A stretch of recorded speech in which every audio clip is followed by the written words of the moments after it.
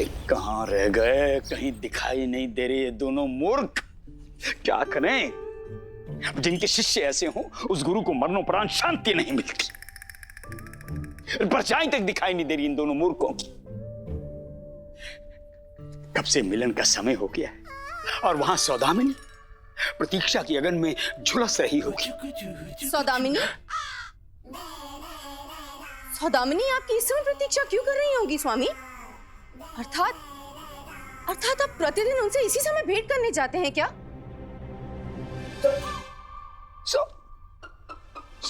सौदामिनी? हमने सौदामिनी कब कहा वरुणमाला? नहीं स्वामी, आपने सौदामिनी नहीं कहा, हमने अपने कानों से सुना। अपने कानों से? हाँ तो ठीक तो है, सब अपने कानों से ही तो सुनते हैं, नाक से कौन सुनता है? परंतु स्वामी हम तो ये कहना चाह रहे थे कि... परंतु कुछ नहीं वरुणमाला, हम तुम्हें समझाते हैं। देखो ऐसा है, अभी कुछ समय पूर्व हम भगवान श्री कृष्ण के परम मित्र सुदामा का नाम ले रहे थे, वही तुमने सुना होगा। परंतु स्वामी आप तो स्वयं भगवान से भेंट करते हैं, सुदामा तो मात्र एक भक्त थे। हाँ तो वो भक्तों को भी आपस में मिलना पड़ता है ना, वो प्रभु के विषय में चर्चा करने के लिए। अच्छा स्वामी, तो चर्चा के अलावा आप लोग और क्या क्या करते हैं? और थोड़ा नाचते हैं, थोड़ा गाते हैं, थोड़ा नाच, थोड़ा गाना। हाँ वो नाचना गाना, वो भक्ति रस में डूबकर भजन कीर्तन गाकर नाचकर प्रभु का हृदय जीता जाता है ना? है ना? जी स्वामी, धन्य है आप, धन्य है, शत शत नमन आपको स्वामी। उचित है। अब जाइए आवास के कोने कोने में हमारी जय जयकार कीजिए। जाइए। जो आज्ञा प्रभु। जय। जय हो स्वामी की। जय। जय हो प्रभु की। जय हो स्वामी की। सुदामा जी का नाम लेकर बच गए। धन्यवाद सुदामा जी। परंतु ये नालायक कहाँ रह गए दोनों? आ गए गुरुजी, आ गए, आपके नालायक शिष्य आ गए। आओ आओ मूर्खो, एक कील ठुकवाने में इतना समय लगा दिया। लाओ खड़ाओ लाओ। गुरुजी आज जो हम आपके खड़ाओं में कील ठुकवा के लाए ना, ये मत समझिएगा कि इनमें सिर्फ कील ठुकवा के लाए हैं, सिर्फ इनकी मरम्मत करवाई है। गुरुजी हमने मृत खड़ाओं को पुनर्जीवित किया है। आज तो आपको धनी मनी की बुद्धिमानी का लोहा मानना ही पड़ेगा।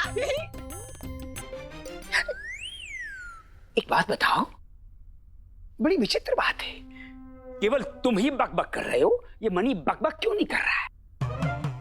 गुरुजी आज मनी नहीं, मनीचार्य को अपनी महानता का अनुभव हुआ है, इसलिए इसने मौन व्रत धारण किया है। अच्छा उपहास है। लाओ लाओ खड़ाऊ लाओ। गुरुजी आज के बाद आप जब भी ये खड़ाऊ पहनिएगा ना, तो ये मत सोचिएगा कि ये खड़ाऊ कील जड़ित है, ये सोचिएगा कि ये खड़ाऊ आपके प्रिय शिष्य धनी मनी की हृदय जड़ित है। हाँ।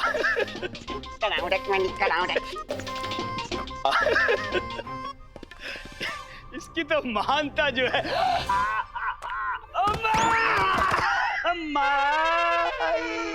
अरे मार डाला मूर्खो, मार डालेंगे हम तुम्हें।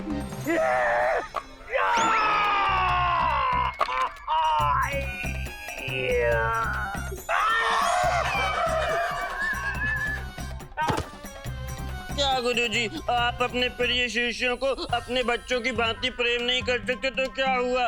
उन्हें उनके अच्छे कार्यों के लिए श्रेय तो दे सकते हैं ना। जो घाव तुमने हमें दिए है ना, तुम्हें सबक सिखाने के बाद भी हम भूल नहीं पाएंगे।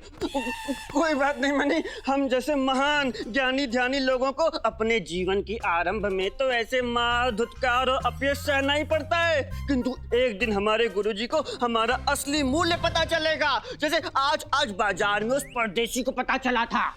परदेसी? कौन परदेसी? गुरुजी हमें क्या पता कौन था वो परदेसी। हाँ, किंतु उसे 2 माँ वाले एक व्यक्ति की खोज थी। हैं?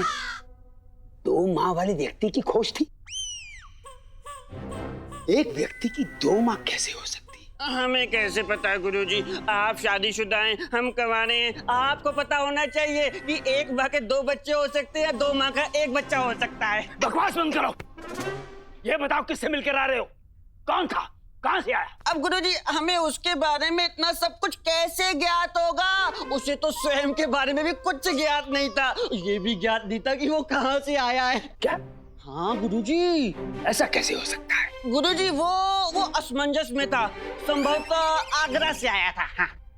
आगरा? नहीं गुरुजी मुझे याद आ गया। उसने कहा था कि जैसे बिल्ली का कोई स्थायी निवास नहीं होता है, वैसे उसका भी कोई स्थायी निवास है ही नहीं। ये बकवास बंद करो और ये बताओ कौन था वो?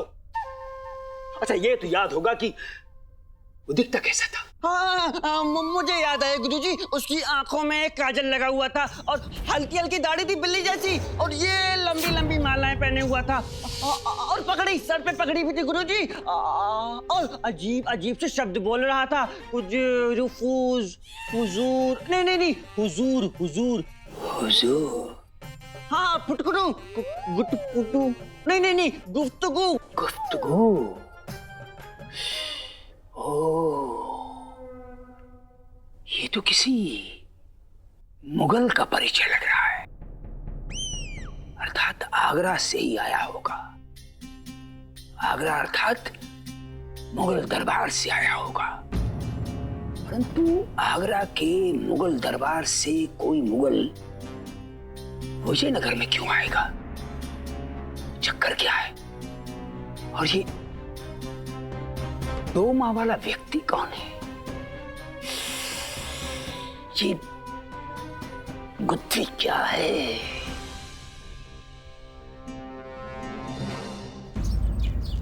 गुरुजी हमें तो ज्ञात था आपसे गुत्थी नहीं सुलझने वाली, किंतु धनी मनी के रहते आप चिंतित भी क्यों होते गुरुजी?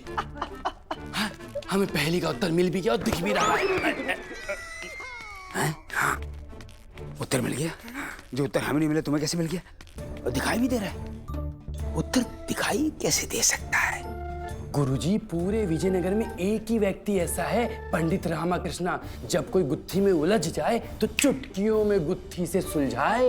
वो देखिए गुरुजी, वो आप भी देख लीजिए अपने प्रश्न का उत्तर। वो देखिए पंडित रामाकृष्णा, पंडित रामाकृष्णा, पंडित।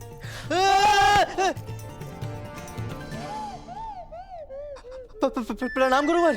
प्रणाम छोड़ो, हाथ मत छोड़ना, अन्यथा हमारा परिणाम बहुत बुरा होगा। हाँ, संभाल के क्या हो गया गुरुवर? आप मेरा नाम पुकार रहे थे, कोई कार्य है मुझसे? नहीं, हमें तुमसे क्या कार्य हो सकता है? परंतु हाँ, यदि चाहो तो हमारी सहायता अवश्य कर सकते हो। ये लो, अभी तो की। कब? गिरने से बचाकर। अच्छा, बीती हुई बातों को भूल जाओ। अच्छा, हम तुम्हें पुनः अवसर देना चाहते हैं। क्षमा करें गुरुवर, एक दिवस में इतने सारे अवसरों का आदी नहीं हूं मैं। हम तुमसे सहायता मांग रहे हैं और तुम हमसे छोटे होते हुए हमारे साथ ऐसा व्यवहार कर रहे हो। अरे क्षमा करें गुरुवर, क्षमा करें। मैं तो उपहास कर रहा था। क्या एक शिष्य अपने गुरु के साथ थोड़ी हंसी ठिठोली नहीं कर सकता? क्या कहा? तुम्हारा इतना तो साहस हमें अपना शिष्य कहने का? शिष्य नहीं, गुरु। आप तो हमारे गुरुवर हैं ना, समस्त विजयनगर के गुरुवर हैं आप। अच्छा लग रहा है सुनने में। हाँ, ये ठीक है। अच्छा बताइए, क्या सहायता कर सकता हूँ आपकी? पंडित रामाकृष्णा, हाँ, विजयनगर में 2 माँ वाला व्यक्ति कौन है? मैं चलता हूँ। अरे क्या हुआ? मैं आपसे उपहास करता हूँ तो आप क्रोधित हो जाते हैं। अब जब आप स्वयं मेरे साथ उपहास कर रहे हैं तो कुछ नहीं, इसलिए चलता हूँ। पंडित रामाकृष्णा, उपहास नहीं कर रहे हैं। गुरुवर, यदि आप उपहास नहीं कर रहे तो जिसने आपसे ये प्रश्न पूछा है उसने आपके साथ उपहास किया है, क्योंकि ऐसा कोई व्यक्ति हो ही नहीं सकता जिसकी 2 माएं हो।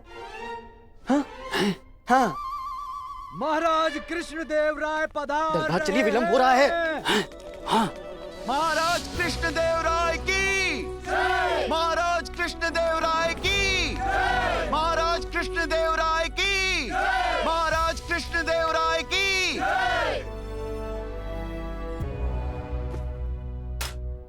तो बताएं मंत्रीवर, महाराज, आज की कार्रवाई में क्या सम्मिलित है? महाराज 3 भाई हैं, ब्रह्मा, विष्णु और महेश। अपनी एक समस्या को लेकर आपके समक्ष प्रस्तुत होने की अनुमति चाहते हैं। ब्रह्मा, विष्णु, महेश, त्रिमूर्ति स्वयं साक्षात, वो भी विजयनगर दरबार में, वो भी अपनी अपनी समस्याएं लेकर आएंगे। वाह, अद्भुत। अद्भुत? नहीं महाराज, वो हाँ, वो हम कहना चाह रहे थे कि क्या संजोग है। गुरुजी, अब यदि आप अब भी शांति से नहीं बैठे ना, तो जब आपको इस दरबार से निकाला जाएगा तब ये संजोग वियोग में बदल जाएगा।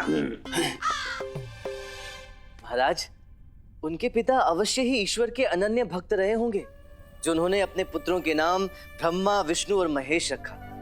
नहीं तो आजकल माता पिता अपने बच्चों के कैसे कैसे नाम रख देते हैं। भगवान के नाम के ऊपर उनका नाम रखने से ये पता चलता है कि उनके पिता कितने संस्कारी हैं। पंडित रामकृष्णा, सत्य कथन है आपका। हमारे पिताश्री ने भी भगवान विष्णु के एक अवतार के नाम पर हमारा नाम रखा, कृष्ण देव राय। जी महाराज, मेरे पिताजी ने तो मेरा नाम भगवान विष्णु के दो अवतारों पर रखा है, रामा और कृष्णा।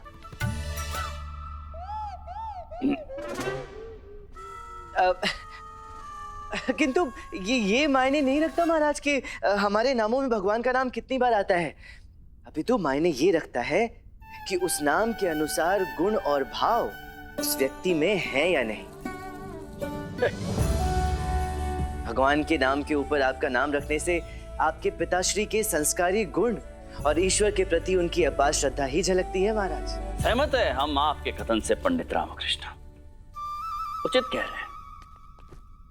तो महामंत्री जी, महाराज, आप हमें किन 3 भाइयों के विषय में कह रहे थे? क्या है उनकी समस्या?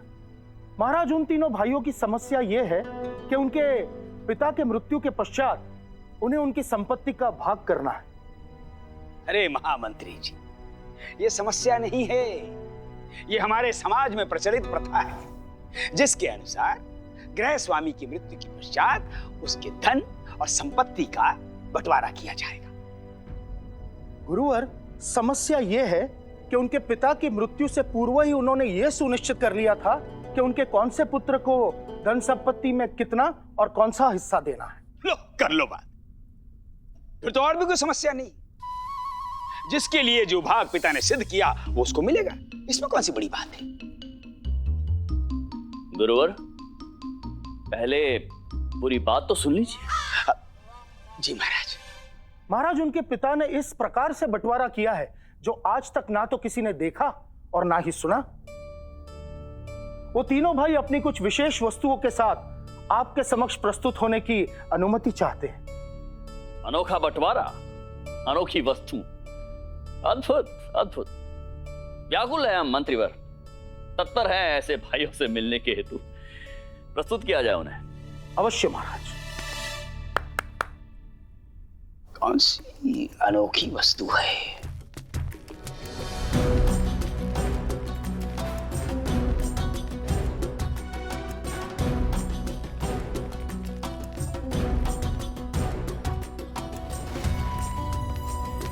प्रणाम महाराज।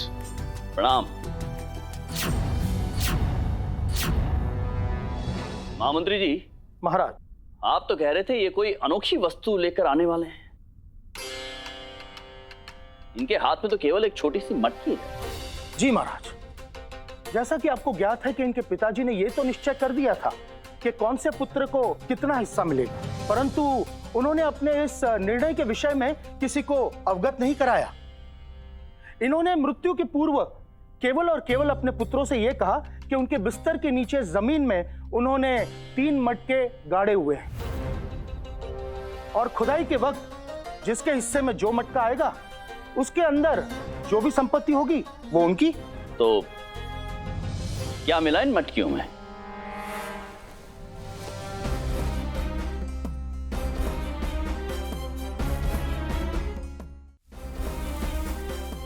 महाराज, ये तो मात्र मिट्टी है। हाय।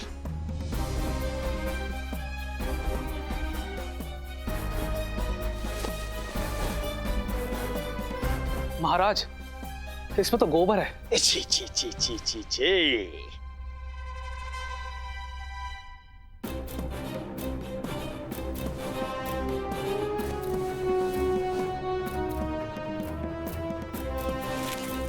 और इसमें मात्र भूसा है महाराज।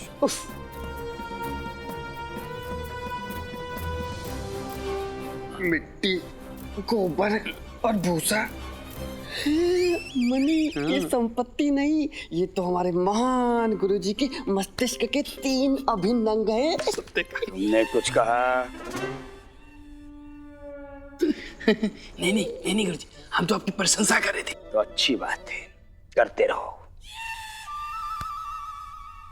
महाराज, हमारा ये कहना है कि इन तीनों महर्षियों के पिताश्री ने अपने संपूर्ण जीवन काल में एक ही सही कार्य किया है, और वो है इन तीनों का अर्थपूर्ण नाम रखना। इसके अतिरिक्त और कुछ नहीं। अन्यथा महाराज, कौन ऐसा पिता है जो इस प्रकार अपने पुत्रों में मिट्टी, गोबर और भूसा वितरित करेगा, वो भी अपनी मृत्यु के पश्चात? महाराज, हमें लगता है या तो इनके पिता ने इन्हें मूर्ख बनाया है, या फिर ये तीनों मिलकर भरे दरबार में हम सबको मूर्ख बना रहे हैं। आपको कोई कैसे मूर्ख बना सकता है गुरुवर? अब आपने कुछ कहा पंडित रामाकृष्णा? नहीं गुरुवर। महाराज, मेरे विचार से इनके पिता ना ही किसी को मूर्ख बना रहे हैं और ना ही वो स्वयं मूर्ख बन रहे हैं। अपितु वो तो अत्यंत ही बुद्धिमान और दार्शनिक दृष्टिकोण वाले व्यक्तित्व प्रतीत होते हैं। पंडित रामकृष्ण, हम ये तो समझ गए कि इनके स्वर्गवासी पिताश्री दार्शनिक दृष्टिकोण वाले व्यक्ति थे, परंतु हम इस विषय में आपका दृष्टिकोण जानना चाहते हैं। क्या इनकी समस्या का आपके पास कोई हल है? महाराज, हल तो बहुत सरल है। इनके पिताश्री ने अपनी सारी संपत्ति इन 3 मटकियों में बराबर बराबर बांटी है।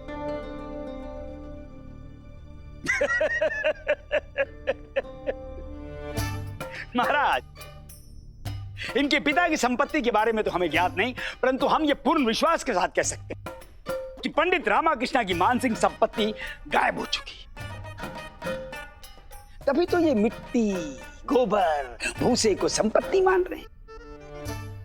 अन्यथा महाराज, हम सभी को ज्ञात है कि किसी मूल्यवान वस्तु को ही संपत्ति माना जाता है, जैसे स्वर्ण, चांदी, हीरे, जवाहरात, धन, जायदाद, मकान, खेत, गाय, गौशाला या कोई अत्यधिक मूल्यवान द्रव्य। गुरुवर, आपने अभी अभी जो भी उल्लेख किया वो सब तो है यहाँ।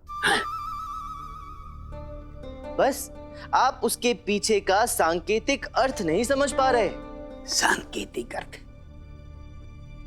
पंडित रामकृष्ण, तो इस सांकेतिक अर्थ को आप विस्तार में समझाएंगे? जी महाराज। महाराज, सबसे बड़े भाई को मिली मिट्टी, जिसका अर्थ है कि इनके पिताजी की संपत्ति के जितने भी खेत खलिहान हैं, उनका स्वामित्व हुआ इनका। दूसरे भाई को मिली गाय माता का गोबर, जिसका अर्थ है कि जितनी भी गायें या गौशालाएं हैं वो सब इनकी हुई।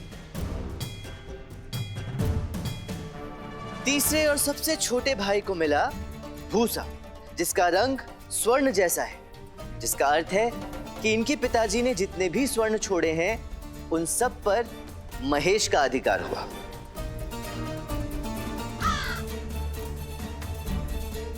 तो गुरुवर, इस प्रकार से इनके पिताजी ने अपने खेत खलिहान, गाय गौशालाएं और स्वर्ण का वितरण अपने पुत्रों में किया, और वो भी समान रूप से।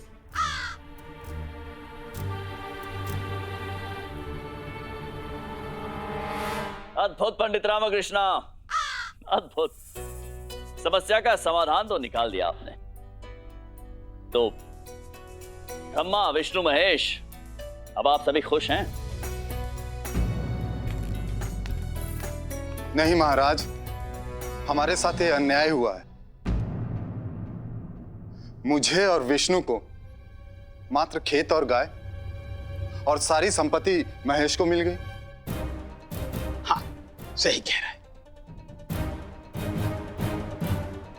पिताजी जब जीवित थे तभी विशेष प्रेम महेश से ही करते थे, और आज उनके मरने के पश्चात सारी संपत्ति उसी को मिल रही है। महाराज, मेरी हाथ जोड़कर आपसे विनती है, न्याय कीजिए।